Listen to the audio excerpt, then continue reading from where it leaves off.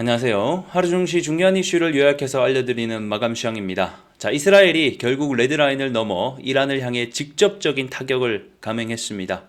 자, 이미 사상자가 100명을 넘어가고 있다라고 하는데 이번 사건으로 인해서 정말로 중동 전쟁으로 이어지는 건지 이게 도대체 어떻게 되는 건지 우리 시청자분들 좀 궁금해하실 것 같아서 향후에 벌어질 수 있는 이 네 가지 시나리오 제가 좀 준비를 해봤습니다. 그래서 이와 관련된 내용들 오늘 함께 보도록 하죠.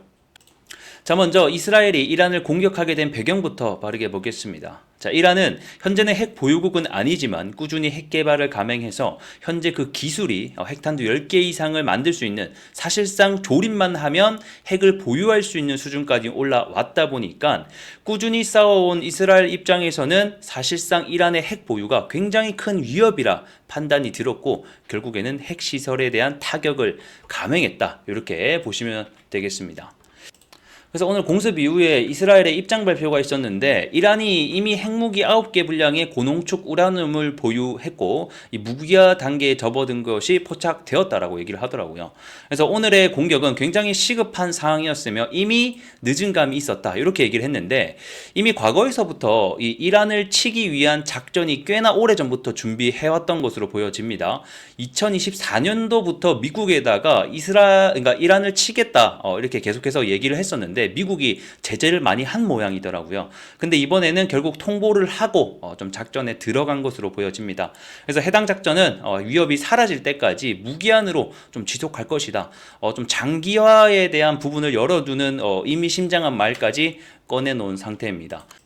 자, 그러면 이번 사태로 인해서 과연 중동 전쟁으로까지 벌어질 거냐? 요거는 이란이 향후에 어떻게 행동을 하냐에 따라서, 이 선택에 따라서 좀 달라질 수 있다. 그래서 이란이 할 수 있는 네 가지 행동 반경을 제가 좀 가져왔는데, 첫 번째는 15일 날 있을 미국과의 6차 핵 협상, 여기서 좀 좋은 결과를 도출해서 합의하는 게 사실 가장 최상의 케이스입니다. 근데 지금 현재 어떤 분위기로 봤을 때는 좀 쉽지 않아 보입니다. 왜냐하면 당연히 뭐 이스라엘이 이란을 친 것도 있겠지만, 자, 과거에 2015년도 당시에 이 미국과 이란이 핵 협상을 한 적이 있었습니다. 그래서 그때 미국이 이란에다가 너희 핵 포기하면 제재도 다 풀어줄게, 이렇게 약속을 했었거든요. 근데 트럼프가 대통령이 되고 나서 2018년도 이후에 이 승인을 거부해 버리는 거죠. 그래서 이 트럼프가 판을 뒤집어 썼던 적이 있었고 이란을 다시 제재해버리고, 이러다 보니까 이란이 열받아가지고 결국 다시 핵을 재개하는 이런 사건들이 있었습니다. 그래서 지금까지 열렸었던 이 회담도 이 현재 미국과 이란이 직접적인 대화를 하다 보니 하는 게 아니라 이 오만이 중간에서 메시지를 전달하는 좀 약간 간접적인 형식의 대화가 지금 펼쳐지고 있거든요. 그만큼 이란이 미국을 현재 믿지 못하는 상황이다. 과거 이미 뒤통수를 맞았기 때문인 거죠. 그래서 과연 이번에도 협상이 가능할까? 이 부분을 우리가 좀 우선 지켜봐야 될 것 같고요.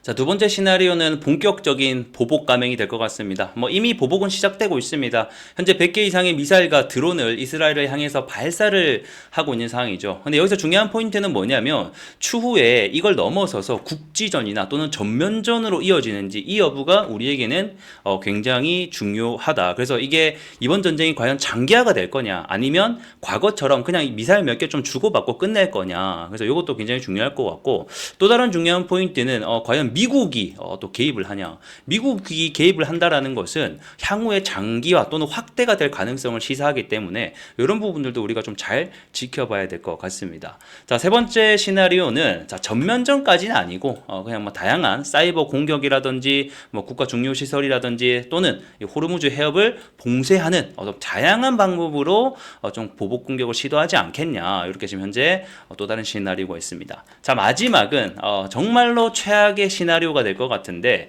결국에는 이스라엘이 핵무기를 잘 결합을 해서 핵을 사용하는 방안이 될 것 같습니다. 근데 이거는 현재로서는 좀 확률이 좀 낮지 않을까, 현재 이렇게 보고 있고, 이 정도 시나리오가 있다, 이렇게까지 알고 계시면 좋을 것 같네요. 자, 그러면 이번 사태로 인해서 시장의 반응과 영향은 어땠는지 보도록 하겠습니다. 자, 오늘 원유 관련주들이 크게 상승을 했죠.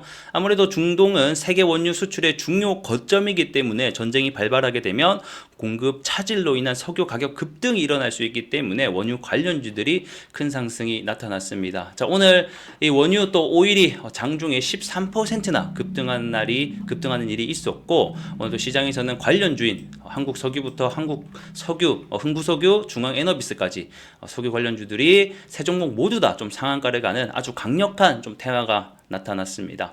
자, 그리고 두 번째는 해운주가 또 오늘 크게 상승을 했습니다. 자, 이란의 호르무즈 해협의 봉쇄 가능성이 좀 점쳐졌고, 그로 인해서 해상운임이 장중에 4%까지 좀 급등을 하면서 해운주인 흥하해운이 상한가에 들어갔고, 그린, STX 관련주도 20%, HMM까지도 전체적으로 좀 상승이 일어나는 하루였다. 이렇게 정리하도록 하겠습니다. 자, 오늘 영상은 여기서 마무리해 보도록 하겠고요. 전 또 다음 시간에 영상을 들고 여러분들께 인사하도록 하겠습니다. 시청해 주셔서 감사합니다.